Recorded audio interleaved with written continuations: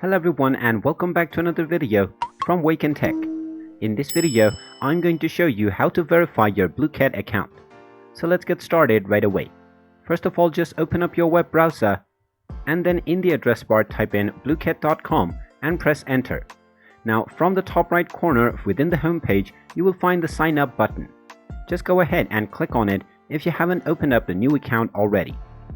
You will then be taken into the sign up page where you can sign up using your Google account or your email address.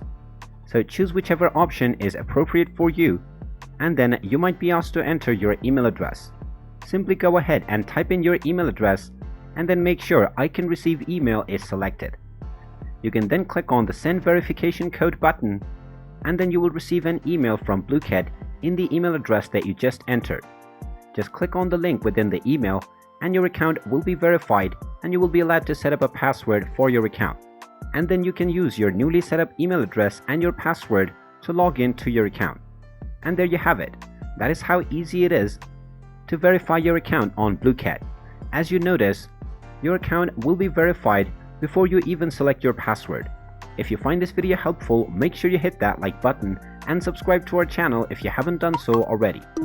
Also ring that notification bell to never miss another update from us.